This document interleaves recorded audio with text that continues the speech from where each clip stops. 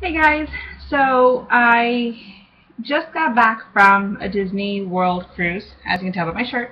I got back from a Disney World cruise. We went on vacation for about 7 days. We went to Disney World first, and then we went to a Disney cruise. So I just kind of wanted to give you guys my feedback and my thoughts and tips for anybody who wants to take their kids on one of these trips. First off, we went to Disney World several years back with our oldest daughter. She was just about to turn 8 years old, and we only had one kid at the time. And so for us, it was a little bit easier, I thought, because she was older. She didn't require nap time, so we just went and did whatever we wanted at whatever time, and she was just perfectly happy and went along with everything, and it was easy. This time around, we've got 20-month-old twins, and then of course now my daughter, who's 15, going to be 16 pretty soon. So it was a little bit different. So I want to give you my thoughts. First off, I made myself some notes. First off, when we went, we took an early morning flight. So our flight left like at 6 a.m. and we're Central Time, so we were going to Florida, and we ended up having to change planes. Changing planes was a pain in the butt with the kids, so if you can get a direct flight, by all means do that. I think anybody would recommend that. But for us, the early morning flight seemed to work well. We didn't let the kids nap the day before, and so they were extremely tired in the afternoon, so they went to bed super early. So when we got them up extra early in the morning, they were just awake and they were fine. They slept on the plane, and by the time we got to Florida and to the resort, it was about 2:30, which was perfect because that was another nap time for them. So they were able to take a nap, and then we were able to go out and do some things. I did not take a stroller with us because I figured that we would just use the strollers at the resorts or wherever we were going at the parks. And we did use the strollers at the parks, but I didn't anticipate the amount of time between the parks and the hotel and everything that we were doing, so the strollers would have come in so much more handy had we taken them. And if you guys have like a double umbrella stroller, that would work best. I mean, it's going to be kind of like a tight fit getting into some of the doors, depending on how big the doorways are, but that's going to be so much better, I think, than like a front and back stroller where it's a lot bigger. So just a compact umbrella stroller, definitely take that with you guys. And now we don't have to mess with running a stroller. Of course, if you guys got bigger kids and they're able to walk around and not, run off on you like our little ones did, then just don't need the stroller. Just go ahead and rent one from the park. For me, it was 2 days at the park, and so it cost me like $54 to rent a double stroller. It was worth it to me because that was something that I just didn't want to be carrying around. But like I said, I learned from experience that having a stroller ahead of time would have made things easier. As far as the trip to Disney World, like I said, the first time we went, it was a lot easier because my daughter, didn't need nap time. She was just kind of good to go. But with the kids, it made it a little bit harder for us because it was hot. They were tired. They needed their naps, and the distance between the resort and to like Magic Kingdom or whatever park that we were at was like a good at least 20-30 minutes to go from point A to point B. So we had to leave earlier, or we had to leave the park to go back to the hotel and put them down for a nap and then go back out. And that's just something you got to do when you have little kids. But I just thought that was, I guess, kind of like a little inconvenience because you weren't able just to go do whatever you needed to do. So if you've got older kids that don't need naps, maybe like 3-4 years old and older, I think it's a lot easier. But we had a little bit more of a trickier time to handling the 20-month-old twins with that, because when they're tired, and they will definitely let you know.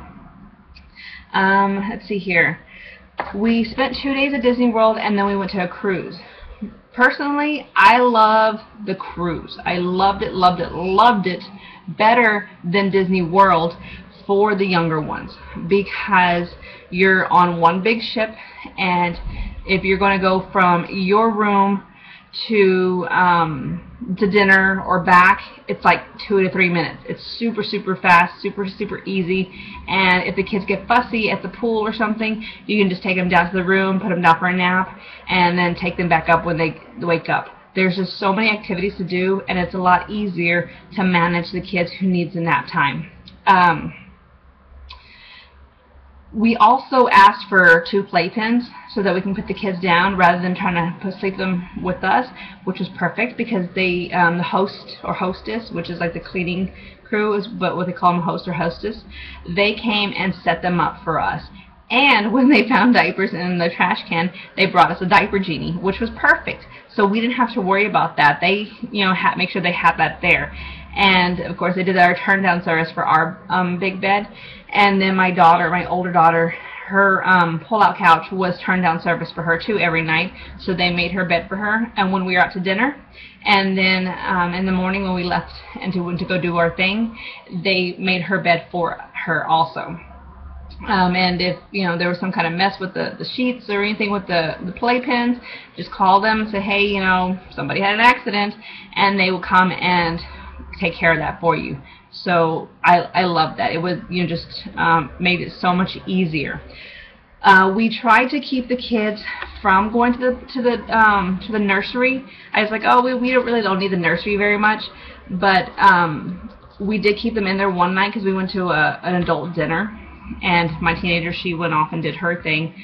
So we did put them in there for that night. And what I realized after the fact, what we could have done, because at least for my kids, they are super easy to go down to nap. All you do is put them in their crib or their playpen or wherever and give them their boppy and their pacifier, and they're out. Like, they just do their own thing and they fall asleep. So it could have been an option for us to take them to the nursery during nap time for them and let them sleep there, and we could have done our own thing around the ship rather than staying in the room, just keeping quiet, laying on the bed while they're napping. So, lesson learned. Every kid's different, but that could have worked for us. Also, I found a lot of parents were taking the kids to the nursery after dinner time and before shows happen. So there's 2 dinner seatings. There's like the main seating at 5:45, and then the second seating, which is like 8:15. So our travel agent told us to use the main seating because it was easier for the little ones, which it was.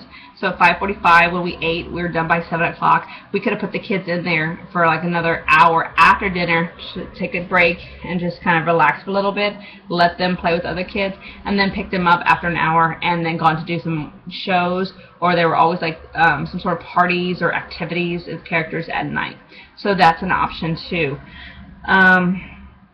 I did love the fact that they had that rotational dining with the Disney cruise, because our waiter on the first night got to know us, got to know the kids, kind of interacted with them. He knew what drinks we wanted ahead of time and what drinks the kids wanted ahead of time. So before we even got to the table, he had the kids' juice and their water already there for them, labeled cups.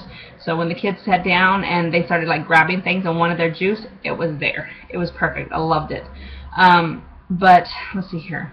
Those were kind of my tips for it. Like I said, for me personally, I love the cruise better for the little ones, just because I feel like there was it was easier to move around and get things done. Plus, like I said, you have that the kids club, the nursery for the babies, I think up to 3 years old, and it just made it a little bit easier. You could put them down for naps or put them and let somebody take care of them for you. And the staff there was amazing. They're amazing staff. So I loved it.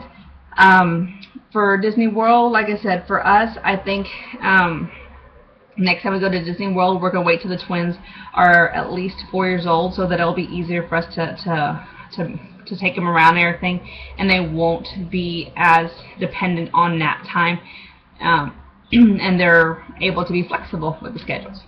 So we used a travel agent when we went on the Disney World and the cruise, and I love our travel agent. So if you have any if anybody, or you're wanting to go to a cruise or Disney World or any sort of Disney type resort, let me know and I will totally give you our travel agent's name and number. I really liked him. In fact, he's one of my Facebook friends now because he's a really sweet guy. He answered all my quick crazy questions. Like, I always had like random questions like at 11 o'clock at night, and the next morning he would have my answers for me.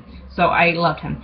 And if you guys have any more questions for me or thoughts about certain subjects from our cruise or from our trip, comment below, let me know, and I'd be happy to give you my 2 cents and see if that helps. So hope that helps, you guys. Talk to you later. Bye.